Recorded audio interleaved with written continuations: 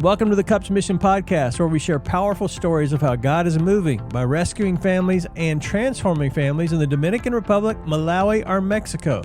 Every episode, you'll hear stories that happen throughout the globe and how you are able to connect those stories with the truth of God's Word. Whether you're a longtime supporter or just discovering who we are, we're so glad you're here. Let's step into what God is doing through Cups Mission.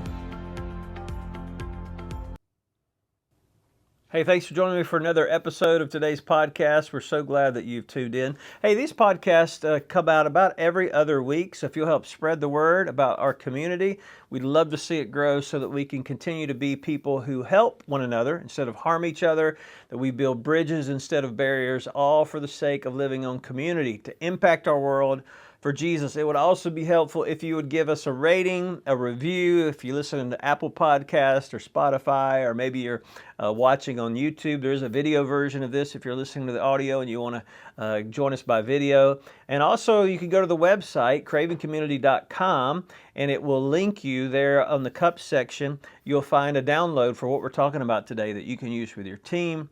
You can use it in a study, you can use it for discussion in a Bible study group or in your organization.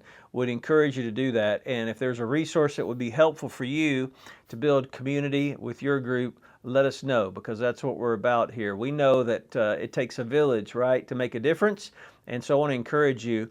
Speaking of villages, maybe you'd like to come see some of the villages where community is happening, whether it's in the Dominican Republic or Malawi, Africa. We'd love to have you come join us sometime for a trip. You can go to cupsmission.com to find out more information about how to do that. All right, hey, today I want to jump right in. We're going to talk about something that for all of us, if we're not careful, can be a hindrance to building community. And it is something that we all can fall into, especially if you're passionate about what you do, passionate about your work, your family. Maybe it can even be a hobby. And it is this word called busyness. Oh my goodness. Wow. Busyness, if we're not careful, can keep us from community. So today I want to try to give you, if we have time, 6 things that I have seen that can keep you from having great, authentic community when it comes to busyness, how busyness affects us and keeps us from community. So let me give these to you. I'm going to give them all to you at the front, and then we're going to talk about each of them a little bit, and then I'll repeat them at the end. So if you're taking notes, or again, if you want to go on the website and pull down the PDF, it's for free. You can go get that and use that with your team. So here they are. Here are the 6 things that I see how busyness keeps us from community. Number 1, crowded calendars. Number 2, the constant churn. Number 3, counterfeit confidence. Number 4, compromised capacity. Number 5, concealed isolation.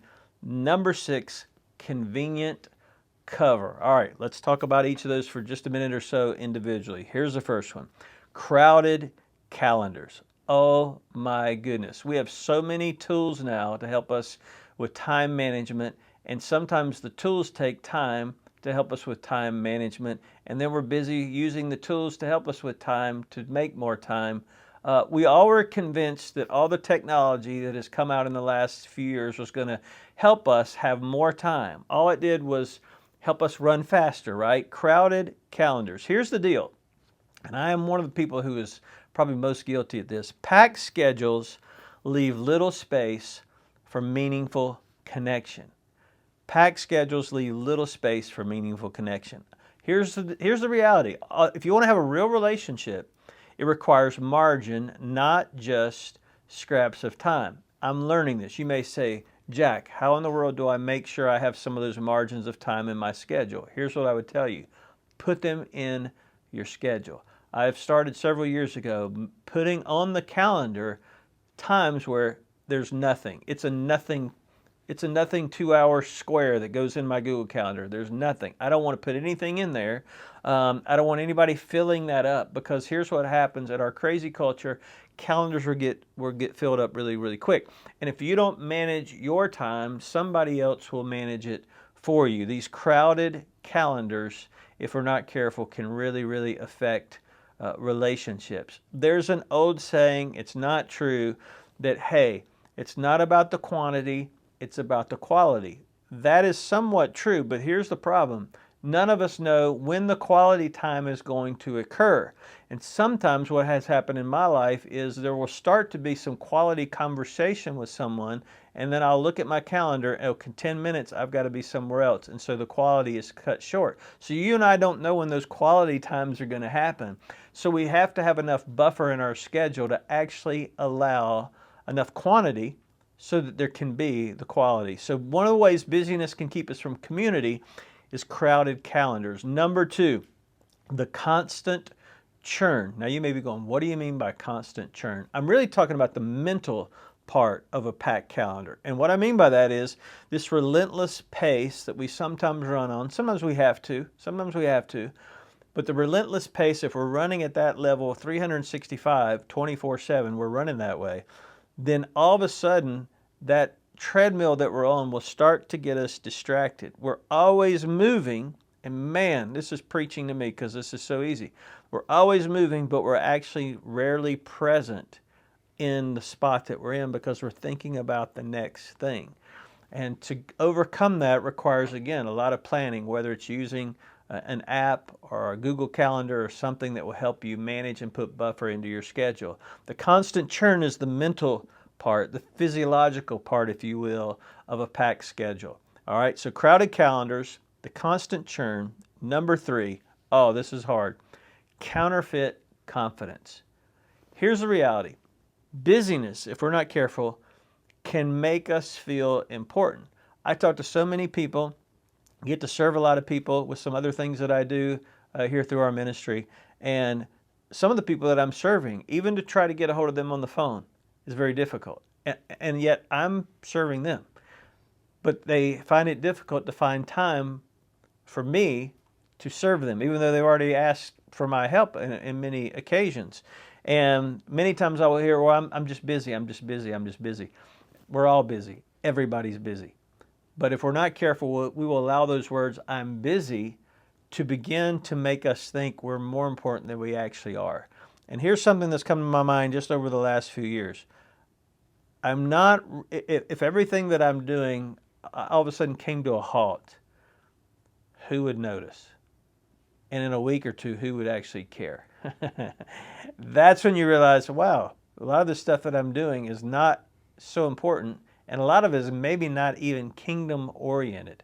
So we got to be really careful and think about that, because if we're not, then the fact that we're busy will begin to allow us to think we're more important than we actually are. It will trick us into valuing task over people. And this sounds really simple, but it really is a tension, because you want to be productive. If you have a business or you have an organization or you have a church or a ministry, you want to be productive. You want to grow. If your goal is to reach people for Christ, you want to see more people come to Christ. If your goal is to feed more people, you want to feed more people. If your goal is to go into your city and do a crusade and to have X amount of people come, and you do that every year and you want it to grow so more people hear the gospel, then there is productivity involved that you want to see happen. But you have to be in that tension of the productivity not being more important than the people. And it's very, very difficult. Counterfeit confidence. All right, number one, crowded calendars. Number two, constant churn. Number three, counterfeit confidence. Number four, oh my goodness, compromised capacity. So here is where I've really been trying to do better in my own life the last couple of years. Even when we show up, if we are so exhausted that we don't have the ability to listen or engage deeply, then we're just a blob. Our presence is there, but our presence requires more than attendance. It actually requires energy and engagement. And so if we're so busy that we have compromised capacity, then we have to really look at what we're doing and to figure out, if we want to be on mission, we have to figure out what are the things that I'm doing that are actually moving the needle. I would say moving the needle to reach God's people and to grow His kingdom. If you're in Christian ministry, if you're in the workplace, you'd have to fill in the blank for what that is for you. What are those things that are moving the needle? And what are those things that are not so much moving the needle? And sometimes you don't know until you practice, until you do it for a few months, until you see. But if everything is happening and your capacity is compromised and you're really not being as effective as you might think. I was talking to a friend just last week, and they were telling me all the things that their organization was doing. And at the end of the conversation, I said, "So how is your team?" And he said, "Everybody is worn out." And I thought, okay, this will not last long, because people are going to start falling off the treadmill because they're exhausted and tired. So you have to evaluate what it is that you're doing very, very closely, or you will have compromised capacity. It will be like, for those of you who still have the old cars with the gauge on there with the RPM and the needles going over to 6 or 7, it just stays there the whole time, and there's no buffer.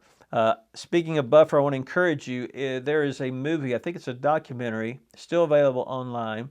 I believe the website is Godspeed.tv, Godspeed.tv, Godspeed.tv. It's about a young guy who goes into a village to reach his village for Christ. He does not have an automobile, and so he walks everywhere. And the results are amazing, because he actually is able to build relationships with people, and they get to know him, and he gets to know them.